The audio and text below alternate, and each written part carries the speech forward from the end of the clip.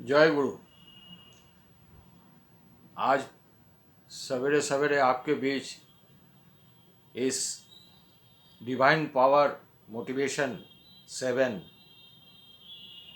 Blog के माध्यम से, चैनल के माध्यम से आपके बीच उपस्थित हो पाने का एक सौभाग्य सुअवसर मिला, जिसमें हम लोग कुछ आध्यात्मिक चर्चा करेंगे। आध्यात्मिक चर्चा मतलब जीवन को जीने का कला, ये हम लोग चर्चा करेंगे। हम लोग सब जानते हैं कि पैसा है माया, उसके मोह में नहीं पड़ना चाहिए, मगर सच्चाई से हम लोग दूर रहते हैं। जो व्यक्ति कहता है कि रुपया पैसा माया मोह है, माया है, उस माया जाल में फंसना नहीं चाहिए, वो गलत कहते हैं। वो सत्य को सामने उजागर नहीं करते हैं। सच्चाई तो यह है कि पैसा एक मोड ऑफ एक्सचेंज है, और पैसे के माध्यम से ही हम जो है सब कुछ प्राप्त कर सकते हैं। आप अगर आलू वाले से आलू खरीदना चाहेंगे, अब बोलेंगे 1 किलो आलू दो, वो आलू तभी देगा। आलू लेने के बाद अगर कहेंगे नमस्कार, जय गुरु, जय श्री राम बोलने से नहीं देंगे। जब तक उनको उसका मूल्य पैसे के रूप में नहीं देंगे, तब तक वो नहीं मिलेगा। ये पैसा है मोड ऑफ एक्सचेंज, और उसी पैसे को अर्न करने के लिए हम लोग सवेरे से शाम तक मेहनत करते हैं। सवेरे से शाम तक उस मेहनत करके, उस पैसे अर्न करके, उस पैसे से हमारे परिवार, हमारे प्रियजन की सुख समृद्धि उसके साथ लिप्त है। इसीलिए उस पैसे के लिए हम लोग मेहनत करते हैं, उस पैसे के अर्निंग को बढ़ाना चाहते हैं। जितना पैसे का अर्निंग बढ़ेगा, उतना हमारे परिवार की सुख समृद्धि और बढ़ेगा। इसी इच्छा से हम लोग दिन भर मेहनत करते हैं, कर्म करते हैं। मगर अगर उसको हम माया कहते हैं, इसका मतलब उसका हम सही प्रयोग नहीं कर पाते। जिस नहीं प्रयोग करने की वजह से वो हमारा माया जाल जैसा बन जाता है, और वो हमको दुख देता है, कष्ट देता है। और वही पैसे का अगर सही उपयोग कर सकते हैं, जानते हैं, तो जीवन में उसका उपभोग कर सकते हैं। इसीलिए जीवन में एक आदर्श पुरुष होना चाहिए, जिसे फॉलो करके, जिनके सानिध्य में रहकर यह हमारे सारे जो है ज्ञान का द्वार को खुल जाता है। हमारे जीवन में जो ज्ञान हमको मालूम है, हो सकता है गलत हो, और वही पुरुषोत्तम से युक्त होने से हम लोगों को सही दिशा मालूम होता है, और हम लोगों को सही जानकारियां मिलती है। पैसा जीवन का सबसे मूल्यवान। देखिए, एक छोटा सा बच्चा, सबसे प्यारा, बच्चे का सबसे प्यारा कौन होता है? सबसे प्यारा उसका नाना होता है। एक नाना के लिए अपने पोता से ज्यादा प्यारा इस दुनिया में कुछ नहीं है, ये हम लोग जानते हैं। और वो पोता से उतना प्यार करते हैं, और वो अगर बाजार से घूम के आए, थक के आए, और पोता आके उनका कुर्ता खींचते हैं, उनका चश्मा खींचते हैं, उनका कान खींचते हैं, बाल खींचते हैं, उनको असुविधा नहीं होता, असंतुष्ट नहीं होते। उस बच्चे का पिता, मैंने उनका लड़का भी देखता है तो बोलता है कि ऐसा पापा को मत करो, पापा को चोट लगेगा, कष्ट होगा। ये बोलते हैं नहीं नहीं कुछ नहीं हुआ। पोता बोलता है घोड़ा बनो, घोड़ा बन जाते हैं।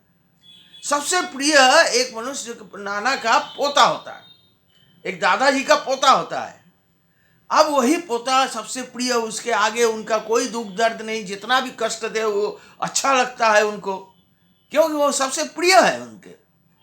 और वही पोता जब उनके करते करते उनके गोदी में चढ़ा, और गोदी में चढ़ के उनके जेब से 10 रुपए का नोट निकाल दिया। जब 10 रुपए का नोट निकाल लिया तो दादाजी क्या करते हैं? उनके हाथ को रोक देते हैं। उनके हाथ को रोक देते, बोले ना ना ना, ये मत लो, ये मत लो। वो 10 रुपए का नोट देना नहीं चाहते। सबसे प्रिय है उनका पोता, उनको सब कुछ देना चाहते हैं, मगर वो 10 रुपए का नोट उनको देना नहीं चाहता है, क्योंकि 10 रुपए का नोट वो पोते से भी ज्यादा प्रिय है। अब उसका अगर उपभोग नहीं कर पाएंगे, तब तो माया जाल में फंस जाएंगे। उसका हम लोग जीवन में सुंदरता नहीं लाएगा।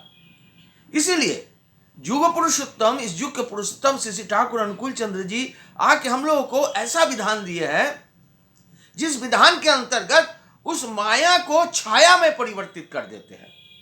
अब सवेरे उठ के उनको निवेदन करते हैं ब्रह्म मुहूर्त में, सबसे पहला मुहूर्त में, और वो अर्घ्य निवेदन करते हैं पैसे के माध्यम से, उनको देते हैं। क्या होता है उनको देने से? क्या होता है, एक तो हमने कमाया हमारे परिवार के लिए, उस कमाई से अब उनको दिया, इसका मतलब उनको भी हमारे परिवार का सदस्य मान लिए, तभी तो उनको दे रहे हैं। जब हमने जैसे हमारे परिवार को देते हैं वैसे उनको भी दे रहा है। वो तब मंदिर मस्जिद गुरुद्वारा पहाड़ पर्वत जंगल आसमान में नहीं रहते, तब वो हमारे परिवार के साथ रहते हैं, परिवार के संग रहते हैं। और जब परिवार के संग रहते हैं तब हमको प्रत्यक्ष रूप से उनको सहयोग मिलता है, सानिध्य मिलता है। अब देखिए, हम लोग जो सत्संग करते हैं या पूजा पाठ करते हैं, सत्संग करते हैं, और सत्संग में सबको बुलाते हैं, लोगों भक्त लोग आता है, इसी उद्देश्य से हम बाजार में जाते हैं। बाजार में जाने से जो है सत्संग के आयोजन के लिए केला, पेड़ा, सेव, विभिन्न मिठाई, बहुत सारी चीज़ें खरीदते हैं, और दुकानदार को बोलते हैं 1 किलो केला दो, 1 दर्जन केला दो, 1 किलो सेव दो, 10 टो मिठाई दो, और वो खरीदते हैं। और सत्संग जब होता है उसी उद्देश्य से ठाकुर जी के सामने रखने के उद्देश्य से ले आते हैं और उनके सामने रख देते हैं। जब सत्संग होता है, भक्त और भगवान के मिलन समाप्त हो जाता है, तब वो जो केला हमने खरीदा, वो जो वहाँ रखा, वो लोग को हम वितरण करते हैं, वितरित करते हैं। जब वितरित करते हैं तब लोग क्या मांगते हैं? बोलते हैं हमको केला दो, हमको रसगुल्ला दो, हमको पेड़ा दो। नहीं बोलते हैं, बोलते हैं हमको प्रसाद दो। उनके चरणों में जो चीज चला जाता है और वो चीज जब हमारे जीवन में आ जाता है तब वो हमारे जीवन को प्रसाद रूप में परिवर्तित हो जाता है। इसीलिए बहुत सारे डायबिटीज रोगियों को मैंने देखा, डायबिटीज रोगियों चीनी नहीं खाते, रसगुल्ला नहीं खाते, मिठाई देने से मना कर देते हैं, हमने मिठाई नहीं खाएंगे, मना कर देते हैं। वही जब सत्संग में जाता है, सत्संग में जाता है तो मान लीजिए सत्संग में कोई मिठाई रखा है, उसको प्रसाद के रूप में मिला और वो खा लेता है। अगर कोई बगल वाले टोकता है, कह रहे आपको तो डायबिटीज है, आप क्यों मिठाई खा रहे हैं? बोला ये मिठाई नहीं, प्रसाद है।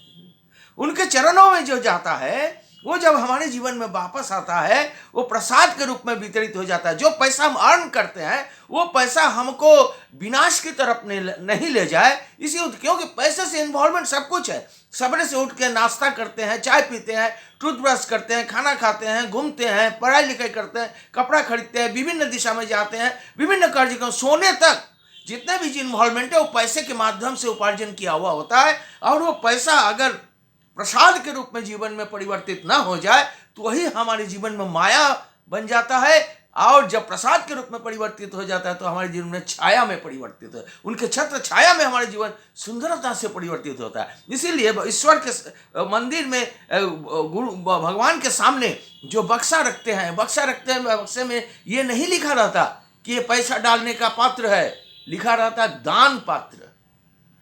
दान पात्र मतलब उनको देना, दया हम लोग अर्जन किए वो उनको ग्रहण करने के लिए उनको देना, यही जो दान पात्र लिखते हैं, उसमें पैसा डालने का पात्र नहीं लिखते हैं। इसीलिए जो ठाकुर जी ने जो इष्टवृत्ति विधान दिया, वो इष्टवृत्ति के माध्यम से उनको जो हम निवेदन करते हैं, जिस रूप में निवेदन करते हैं उसका प्रयोग हमारे जीवन में करते हैं। जब जीवन में करते हैं हमारे जीवन प्रसादों से भर जाता है, जब प्रसादों से परिवर्तित हो जाता है तो उसका जो भी उपयोग होता है वो हमारे जीवन को जो है सुंदरता में परिवर्तित करता है। यही प्रैक्टिकल विधान युग पुरुषोत्तम से युक्त होने से यही प्रैक्टिकल विधान हम लोगों को प्राप्त होता है, दिशा प्राप्त होता है। और दिशा सही दिशा में चलते हैं तो हमारे जीवन की दशा भी बदल जाती है, सुंदरता में परिवर्तित हो जाता है। जिसको हम माया समझते हैं वो छाया के रूप में हमको आनंद शीतलता देता रहता है। इसी उद्देश्य से मैं फिर से एक बार आपसे निवेदन करता हूँ, इस चैनल के माध्यम से आपके बीच युक्त होने का एक अवसर मिला,